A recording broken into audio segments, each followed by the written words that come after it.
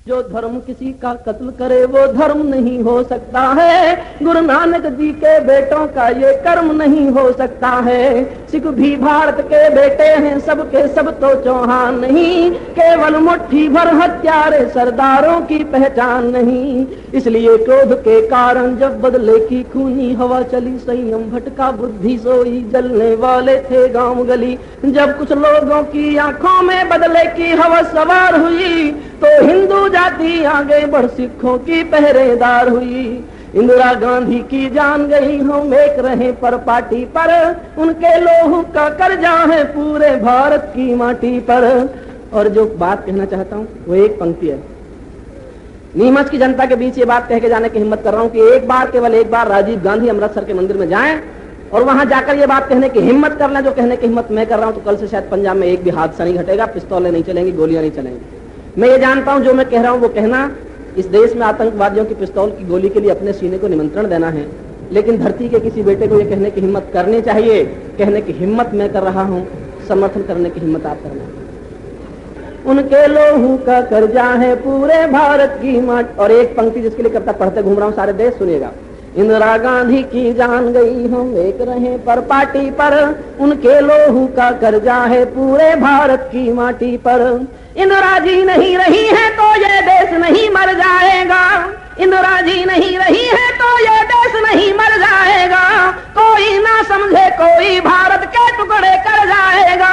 अब दिल्ली अमृतसर दोनों समझौते का सम्मान करें। सिख हिंदुस्तानी होने का जी भर भर कर अभिमान करें। अब कोई सपना ना देखे ये भूमि बांट ली जाएगी। जो खालिस्तान पुकारेगी वो जीभ काट ली जाएगी।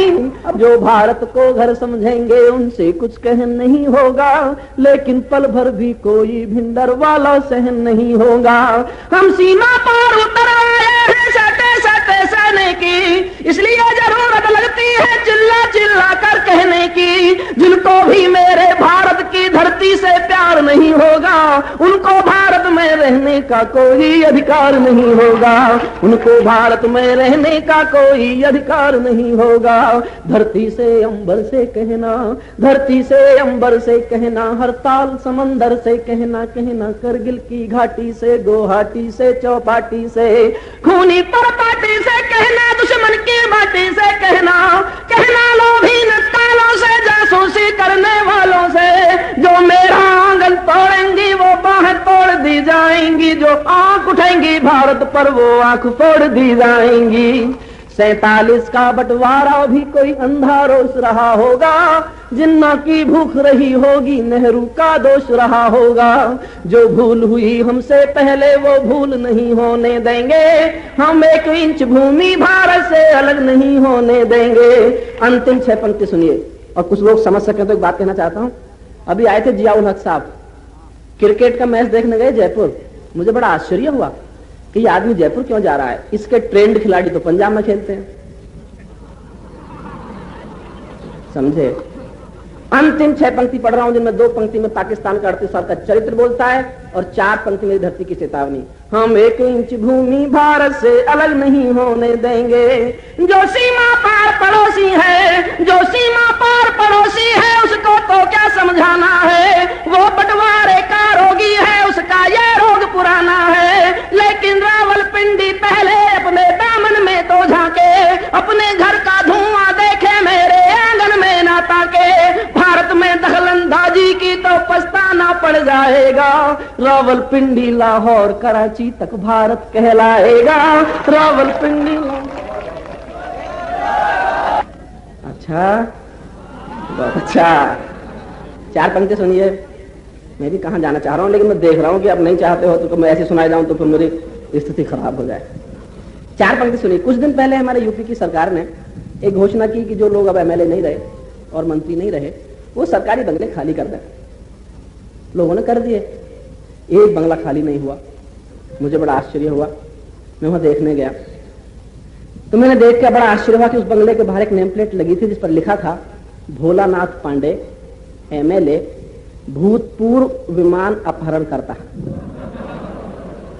बंगला आज तक खाली नहीं हुआ और इस नेम प्लेट के बाद तो कभी खाली नहीं होगा वो। तो मैंने 4 पंक्ति लिखी। चौथी पंक्ति में मुझे आपके महामहिम याद आए आजकल दिल्ली हैं, कुछ दिनों पहले भोपाल थे। उन्होंने भी इस देश की संस्कृति को ऊंचा उठाने के लिए बहुत बड़ा काम किया। चौथी पंक्ति आपको लगे कि इस देश की संस्कृति पर मैं ठीक ठीक बोल गया हूं तो मुझे दाद देना। जी भर का 4 पंक्ति सुनिए, उसके बाद एक कविता सुनाऊंगा। दादागिरियों के बल बनाकर कोई दल राजनीति दंगल के ढाकू बन जाएंगे। दादागिरियों के बल बनाकर कोई दल राजनीति दंगल के ढाकू बन जाएंगे। सत्ता डरेगी तुम्हारा मान ध्यान भी करेगी शराफत छोड़ छाड़ चाकू बन जाएंगे। एमएलए के टिकट का दावेदार होना हो तो किसी वायुयान के उड़ाकू बन जाएंगे। मुख्यमंत्री से अभिनंदन कराना हो तो चंबल की घाटियों के डाकू बन जाएंगे। मुख्यमंत्री से। और एक कविता सुनिए, पहली 4 पंक्तियां ध्यान से सुन लीजिएगा बस, उसके बाद सब बातें आप सुन लेंगे। जिस देश में एक चुनाव में करोड़ों रुपए के रेशमी कपड़े के झंडे बनाकर लहराए जाते हैं, उसी देश में शहीद आजम राम प्रसाद बिस्मिल की सगी बहन दिल्ली की एक झोपड़ी में फटेहाल फटी हुई धोती पहनकर राहगीरों के चाय के झूठे कप धोती है 2 वक्त की रोटी खाने के लिए। और देश 21वीं सदी में जा रहा है। बहुत अच्छे दाद दे रहे हैं, उन्हें पता नहीं इस्तीफा देना पड़ जाएगा इसमें दाद देंगे तो। सुनिए, वैसे मैं जहां जहां जब गया वहां जहां जो वो लोग थे, मुझे जब मैं अगली बार गया तो वो नहीं मिले। महाराष्ट्र की परंपरा है कि जिन अफसरों को अपने तबादले कराने होते हैं वो अपने शहर में कब सम्मेलन कराते हैं, मुझे बुला लेते हैं। मुझे नहीं पता यहाँ ऐसी किसकी इच्छा पूरी की जाने रही होगी। यहाँ पर अध्यक्षता के लिए किसी को बुला लेते, जिनको भेजना होता यहाँ से तो चले जाते। सुने कहता ऐसा नहीं है। धीमी धीमी धीमी चाल ये भूचाल ना हो जाए, धीमी धीमी चाल ये भूचाल ना हो जाए, हाथ की कलम कहीं कुदाल ना हो जाए, ये तिरंगा किसी का रुमाल ना हो जाए, ये तिरंगा किसी का रुमाल ना हो जाए, और व्यवस्था कहीं छिनाल ना हो जाए। इसलिए लिखेंगे इंकलाब के लिए, इसलिए लिखेंगे इंकलाब के लिए, और हम जलेंगे आफताब के लिए। धीमी धीमी चाल ये भूचाल ना हो। गरीबी पर एक शेर सुनिए, मैंने अपने जीवन में इसे अच्छा ना लिखा ना पढ़ा ना सुना। गरीबी के एहसास पर 2 पंक्ति सुनिएगा। मावस का मतलब बिटिया को दुखिया माँ ने यूं समझाया, मावस का मतलब बिटिया को दुखिया माँ ने यूं समझाया, भूख की मारी रात अभागन आज चांद को निगल गई है। इस एहसास से मैंने कविता में लिखने का प्रयास किया। सुने, इसलिए लिखेंगे इंकलाब के लिए और हम जलेंगे। मुझे एक विशेष बात यहाँ लगी, मैं कहने से रोक नहीं पा रहा अपने को। बहुत आश्चर्यजनक घटना है कि इतनी महिलाएं एक साथ बैठी हैं और सब चुप हैं। ऐसा कहीं भी नहीं होता, कभी नहीं होता। सरोज कुमार जी के इंदौर में रात भर महिलाओं ने आपस में ही बात की। हमने खूब रात भर हाथ जोड़े, माता जी बात मत कीजिए, बात मत कीजिए, बात मत कीजिए। एक भी महिला चुप नहीं हुई, रात भर बात करती रही। मुझसे सुबह रहा नहीं गया, मैंने एक महिला से पूछा, क्यों माता जी? हमने रात भर हाथ जोड़े, आप रात भर बातचीत करती रही, कौन गंभीर समस्या पर चर्चा कर रही थी? बोले बेटे कोई खास बात नहीं थी, हम लोग ये तय कर रहे थे कि बिना भगोने के भी आलू प्याज की सब्जी कैसे बन सकती है। लेकिन यहाँ सब चुप हैं। ये एक यहाँ का संस्कृति का जो एक अच्छा उदाहरण है, इसको मैं अपने साथ लेके जा रहा हूँ। मुझे जगह जगह कहूंगा कि वहाँ महिलाएं भी चुप बैठ सकती हैं। सुनिए, बचपनों के पालने अभाव में जले, बचपनों के पालने। और एक बात और याद आ रही है, सुरेंद्र जी कहीं चले गए? सुरेंद्र जी सो रहे हैं। सुरेंद्र जी कह रहे थे एक दिन मुझसे, हरिओम इतने कब सम्मेलन है, इतने कब सम्मेलन है, इतने कब सम्मेलन है कि मरने की भी फुर्सत नहीं है। तो मुझसे रहा नहीं गया, जब मैं उससे कई बार कहा, मैंने कहा भाई साहब कब सम्मेलन तो होते रहेंगे, आप किसी दिन फुर्सत निकाल ही लो।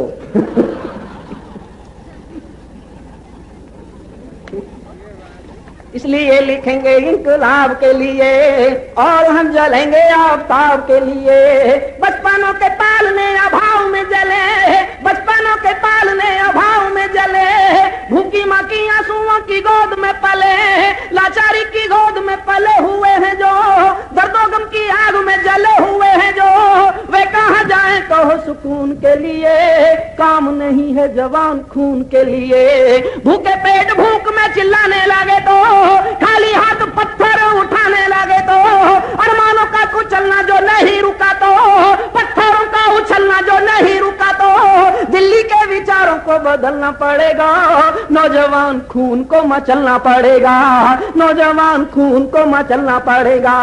कसमसाने सी लगी है ये वसुंधरा, मुरझाने लगा है ये चमन हरा भरा। खून के छींटे हैं भारती के भाल पर, मौत रो रही है हर जनों के हाल पर। महलों के लिए तो चांदनी कतार है, शहीदों की चिताओं पे अंधकार है। भीड़ भाड़ वाली भीड़ भाड़ ना हो जाए, भीड़ भाड़ वाली भीड़ भाड़ ना हो जाए, यारों माँ का चीर चीर फाड़ ना हो जाए। इसलिए लिखेंगे इंकलाब के लिए और हम जलेंगे आफ्ताब। फिर मैं जो कह रहा हूँ सुनिए, वो कहने के लिए घर से कह के निकलता हूँ, जहाँ जा रहा हूँ लौट के नहीं आऊँ तो वहाँ के पुलिस के थानों से पूछ लेना कि कहाँ हूँ। कहने की हिम्मत मेरी देखना, इतनी जोर से बोलूंगा मेरी आवाज भोपाल तक पहुंचे तो पहुंचे। कहने की हिम्मत मेरी देखना, दाद देने की हिम्मत मैं आपकी देखूंगा। पटना का जो प्रेस के लिए कानून था, पटना का जो प्रेस के लिए कानून था, अखबारों की आजादी का ताजा खून था। सामने जो ढहता हुआ सा मकान है, सामने जो ढहता हुआ सा मकान है, अच्छी तरह देख लो ये संविधान है। अरे गहरे नट्ठू खैरे तंत्री हो गए, जेल में होना था जिन्हें मंत्री हो गए। अरे गहरे नट्ठू खैरे तंत्री हो गए, जेल में होना था जिन्हें मंत्री हो गए। शासकों विरोधियों में फर्क क्या करें, कोई फर्क ही नहीं है, तर्क क्या करें। खून से रोपे अंगूर खट्टे हैं सभी, एक थैली के ही चट्टे बट्टे हैं सभी, एक थैली के ही चट्टे बट्टे हैं सभी। नौकरशाही भी पाखंडी होने लगी है, बदतमीजी रण चंडी होने लगी है। लाल बहादुर की रात ठंडी ना हो जाए, लाल बहादुर की रात ठंडी ना हो जाए, और संसद कहीं सब्जी मंडी ना हो जाए। इसलिए लिखेंगे इंकलाब के लिए और हम जलेंगे आफ्ताब।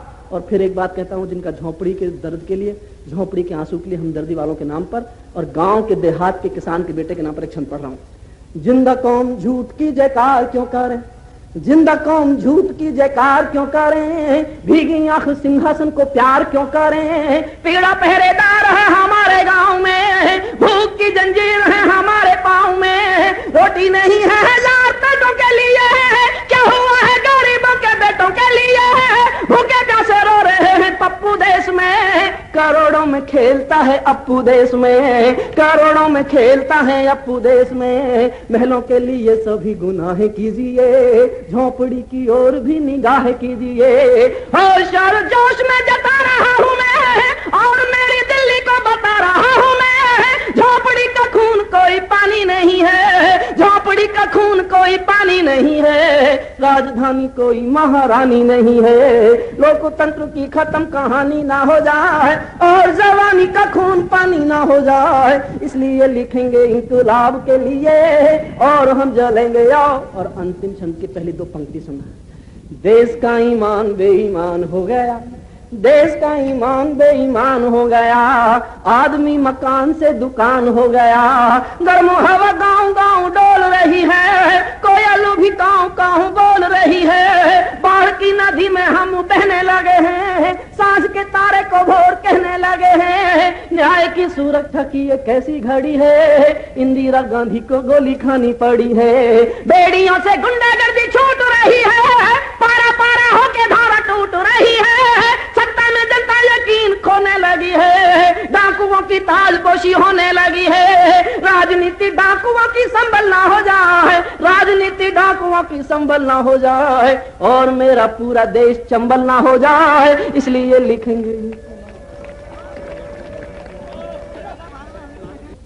एक ब्रिटिश के इतिहासकार ने एक पुस्तक लिखी और इस इतिहास की किताब में उसने लिखा कि महाराजा शिवाजी डाकू थे।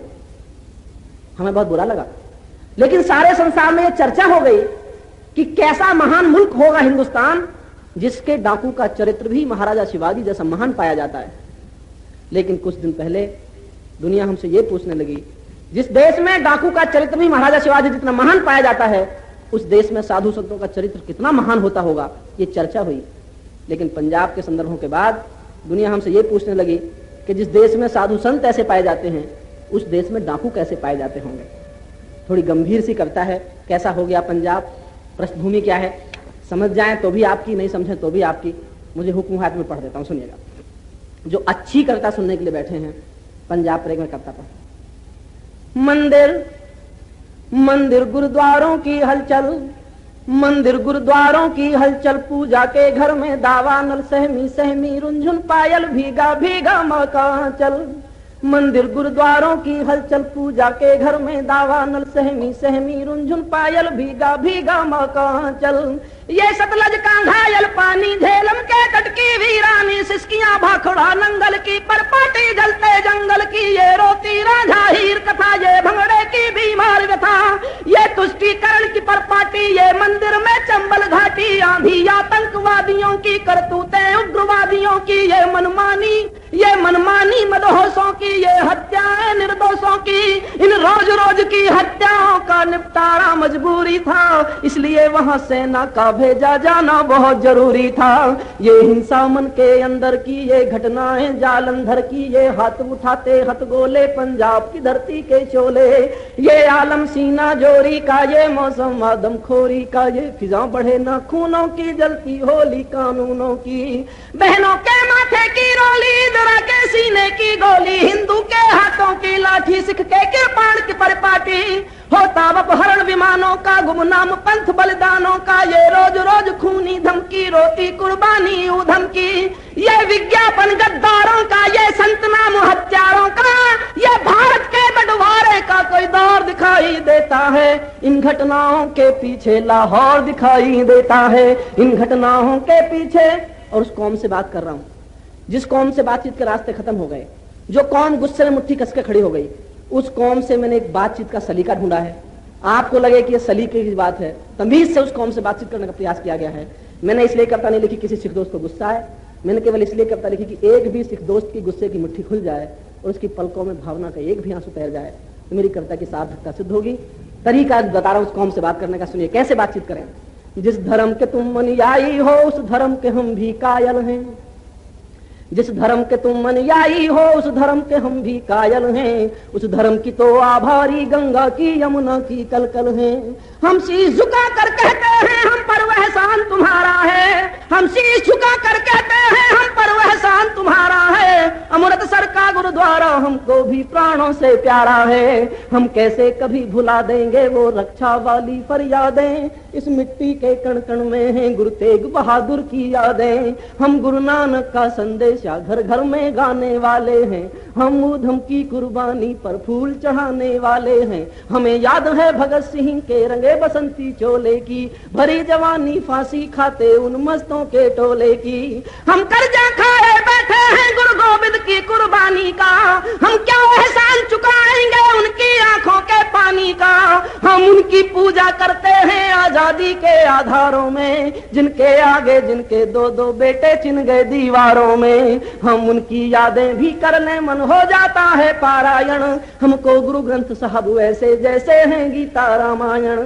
इतनी बातें इसलिए कहीं, केवल एक पंक्ति कहना चाहता था, और जो एक पंक्ति कहना चाहता हूं आपको लगे कि इस देश के हर बेटे को ये पंक्ति कहने की हिम्मत करनी चाहिए तो ताली बजाना। केवल एक पंक्ति कहना चाहता हूं, उस कौम से चुनौती की एक पंक्ति सुनिए। हमको गुरु ग्रंथ साहब वैसे जैसे हैं गीता रामायण, लेकिन इसका ये अर्थ नहीं, लेकिन इसका ये अर्थ नहीं हम हिंदुस्तान बांट देंगे, दो हाथ कटा बैठे पहले अब माँ का वक्त काट देंगे। लेकिन इसका ये अर्थ नहीं हम हिंदुस्तान बांट देंगे, दो हाथ कटा बैठे पहले अब माँ का वक्त काट देंगे। जो अपने आंगन में ही हम कोने कोने हो जाएंगे, सारी दुनिया के आगे हम मोछे बौने हो जाएंगे। जलियांवाला बाग हमें धिक्कारेगा बर्बादी पर, हम कैसे सीना तानेंगे जग में अपनी आजादी पर। इसलिए निवेदन है मेरा ए गुरु नानक जी के बेटो, आओ तुम हमसे गले मिलो, यूं अंगारों पर मत लेटो। सत श्री अकाल, तुम्हें जितना उतना हमको भी प्यारा है। पंजाब नहीं सारा भारत ही गुरुओं का गुरुद्वारा है। हम तुम एक माँ के बेटे हैं, कोई जुदा नहीं कर पाएगा। हम में तुम में ये बंटवारा कोई खुदा नहीं कर पाएगा। हम में तुम। मैं आपको बताना चाहूंगा, शरद जोशी जी ने इन दिनों एक लेख लिखा है, उसमें उन्होंने विशेषता बताई है अपने देश के प्रधानमंत्री की। हमारे प्रधानमंत्री की बड़ी विशेषता है कि वो किसी भी समस्या से सीधा साक्षात्कार करते हैं। अगर किसी प्रांत में गरीबी हो और वहां का मुख्यमंत्री उनको बताए कि साहब मेरे प्रांत में गरीबी है, तो वो यूं ही नहीं मान लेते, वो उस प्रांत में जाते हैं, टेलीविजन वालों को साथ लेके जाते हैं और जाके सीधे बातचीत करते हैं। अभी पिछले दिनों राजस्थान आए थे तो उन्होंने जो बातचीत की, शरद जोशी ने लिखा है, आपको शायद अच्छा लगेगा क्योंकि देश के प्रधानमंत्री को समस्याओं से कितनी गंभीर जानकारी लेने की इच्छा है। वो पूछते हैं, जो बातचीत होती है उस बातचीत का नमूना बता रहा हूं मैं आपको। आपके सामने सरोज कुमार जी आए, उसी विधा के कवि राजीव जी पूछेंगे, आप लोग पानी पीते हैं? हाँ साहब, प्यास लगती है तो पीना पड़ता है। इस गांव में कितने लोग पानी पीते हैं? साहब, प्यास लगती है तो सबको पीना पड़ता है। कहां से मिलता है आपको पानी? साहब, नदी पे से लाना पड़ता है। कैसे लाते हैं नदी से पानी? साहब, वो मटकी भर के लाना पड़ता है। अच्छा, मटकी से लाना पड़ता है। मटकी नदी पर मिल जाता है कि घर से ले जाना पड़ता है? साहब, वो घर से ले जाना पड़ता है। अच्छा, घर से। नदी में कितने मटकी पानी होता है? साहब, वो बहुत होता है, सबका मटका भर जाता है। अच्छा, तो आप नदी से पानी लाते हैं। नदी का पानी गदला होता है? हाँ साहब, कभी कभी कचड़ा होता है। तो फिर आप नदी को छान लेते हैं कि नहीं? साहब, जो हम पानी लाते हैं ना उसको छान लेते हैं। अच्छा, ये बताइए, नदी में पानी मिलने का कोई फिक्स टाइम है कि हर समय मिल जाता है? साहब, वो जब मिलता है तो हर समय मिल जाता है। कितनी दूर पड़ती है नदी? साहब, 2 मील पड़ती है गांव से। अच्छा, लौटते हुए भी 2 मील पड़ती है? अच्छा, लौटते हुए भी 2 मील पड़ती है। और फिर वो उस गांव की सभा में भाषण देते हुए कहेंगे, हमने देखा है और हम देखेंगे, क्योंकि हमें दिखाई नहीं देता। हमने देखा है पानी की समस्या है, नदी से लाना पड़ता है। हम अगली योजना में प्रयास करेंगे कि इस गांव को या तो नदी के पास ले जाया जाए या नदी को गांव के पास ले आए। मुट्ठी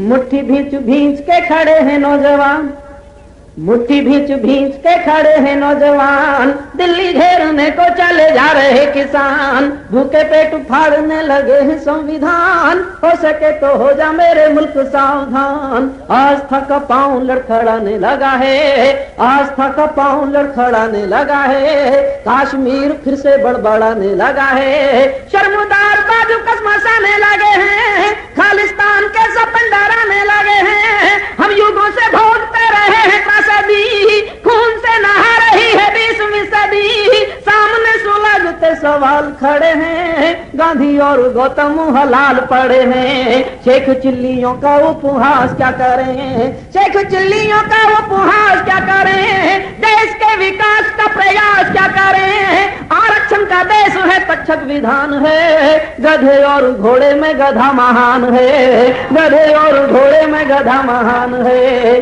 गधे और घोड़े में गधा महान है। धर्म का ईमान का वजूद खो गया, आदमी बंदूक की बारूद हो गया, जानवर भी आदमी से हो गया महान, सुअर के लिए लड़े हैं गीता और कुरान, हो सके तो हो जा मेरे मुल्क सावधान। लोकतंत्र भीड़ तंत्र में बदल दिया, लोकतंत्र भीड़ तंत्र में बदल दिया, संविधान मध्यादेशों ने कुचल दिया, ये समाज तंत्र का गुलाम हो गया, पूरा मुल्क रैलियों के नाम हो गया। कल जो अपहरण करता थे वायुयान के, आज वे रक्षक हुए हैं संविधान के, आज वे रक्षक हुए हैं संविधान के। अफसरों की वायदों की अप्सरा दिखा रहे हैं वे, वंश की परंपरा निभा रहे हैं वे। कैसे कैसे लोग कर्णधार हो गए, कैसे कैसे लोग कर्णधार हो गए, जाने माने गुंडे सरकार हो गए, जाने माने गुंडे सर। और एक पंक्ति पढ़ रहा हूं, एक पंक्ति 4 साल से पढ़ता घूम रहा हूं कि किसी न किसी दिन लोकसभा के अध्यक्ष की चिट्ठी आएगी, मुझे बुलाया जाएगा। उन्हें अभी समय नहीं मिला, लेकिन मैं गवाही के लिए एक पंक्ति कंटेम्प्ट ऑफ पार्लियामेंट पढ़ने की मैंने पूरी करता हूं। मैं केवल एक पंक्ति कंटेम्प्ट ऑफ पार्लियामेंट लिखी है, लेकिन लिखने की व्यवस्था और आवश्यकता देखना है, आपके बीच पढ़ रहा हूं। जाने माने गुंडे सरकार हो गए, मेरा तर्क तर्क है कुतर्क नहीं है, मेरा तर्क तर्क है कुतर्क नहीं है, संसद या चंबल में फर्क नहीं है, संसद या चंबल में फर्क नहीं है। उम्मीद है किससे करोगे तुम इंसाफ की, रोशनी रोशन हुई है आफ्ताब की, लोकसभा में खबर बताई गई है, वर्दी छेड़खानी करती पाई गई है, थाने में किसी का साक्षात्कार था, सूचना मिली है वो बलात्कार था, अपने किए पे कोई खेद नहीं है, डाकू व पुलिस में कोई भेद नहीं है, डाकू व पुलिस में कोई भेद नहीं है। वर्दियों पे भी लगे हैं खून के निशान, वर्दियों पे भी लगे हैं खून के निशान, हो सके तो हो जा मेरे मुल्क सा। और एक बात इसमें और कहना चाहता हूं बस, चंबल के डाकू का नाम गांव पता है, उनकी लिस्ट तो है कम से कम, लेकिन कुछ ऐसे जिनका नाम ही नहीं कहीं। चंबल के डाकू का नाम गांव पता है, चोरी कत्ल करेगा ये काम पता है। डाकू और भी है जिनका भान नहीं है, जिनके चेहरे पर कोई निशान नहीं है कोई कानून उनको हथकड़ी कसे। जो सफेद पोश डाकू दिल्ली जा बसे, जो सफेद पोश डाकू दिल्ली। और इस देश के लोकतंत्र का सबसे बड़ा झूठ सुनिए और हंसिए। जिस तूफान में एक झोंपड़ी नहीं उड़ी, जिस तूफान में एक झोंपड़ी नहीं उड़ी, उसमें रेल उड़ गई नदी में जा पड़ी, उसमें रेल उड़ गई नदी में जा पड़ी। मेरा नहीं संविधान का विचार है, इन लाशों के लिए दिल्ली जिम्मेदार है। भूख ले रही है आदमी का इम्तिहान, सत्ता ने संभाल लिए तीर और कमान। हो सके तो हो जा मेरे। मैं हाथ उठाकर मानता हूं कि मेरा विवेक इतिहास की महानता से छोटा है। मैं हाथ उठाकर स्वीकार करता हूं कि मेरा विवेक इतिहास की महानता से छोटा है, लेकिन मेरी आत्मा ने इतिहास की महानता और मेरी आत्मा को बार बार कचोटा है। मेरी आत्मा मुझसे बार बार पूछती है कि इतिहास के पन्नों का महान शिक्षक द्रोणाचार्य कैसा महान शिक्षक था, जो एकलव्य को वाण विद्या इसलिए नहीं सिखा सका कि वो गरीब था, भिक्षुक था। मेरी आत्मा मुझसे बार बार पूछती है कि इतिहास के पन्नों का महान शिक्षक द्रोणाचार्य कैसा महान शिक्षक था, जो एकलव्य को वाण विद्या इसलिए नहीं सिखा सका कि वो गरीब था, भिक्षुक था। मेरी पीढ़ी इतिहास के अतीत की लाशों का बोझा ढोती चली जा रही है, और मुझे आज भी इतिहास के अतीत की कब्रों से बदबू आ रही है, जहां गड़ा हुआ है, जहां सड़ा हुआ है, जहां पड़ा हुआ है एकलव्य का कटा हुआ अंगूठा, जहां आज भी पड़ा हुआ है एकलव्य का कटा हुआ अंगूठा। मेरी आत्मा मुझसे बार बार पूछती है कि इतिहास के पन्नों का महान युधिष्ठिर कैसा सत्य का पुजारी था। वो अपने भाई की पत्नी को जुए में हारने वाला एक घटिया जुआरी था। वो अपने भाई की पत्नी को जुए में हारने वाला एक घटिया। ध्यान चाहूंगा आप समझ सके तो, मैं वो अभिमन्यु नहीं हूं जिसकी मां को चक्रव्यूह भेदने की कला सुनते सुनते नींद आ गई थी। मुझे बचपन से आज तक ताजमहल की सुंदरता के बारे में तोते की तरह पढ़ाया जाता है, लेकिन 22,000 मजदूरों के कटे हुए हाथों के बारे में कभी भी नहीं बताया जाता है।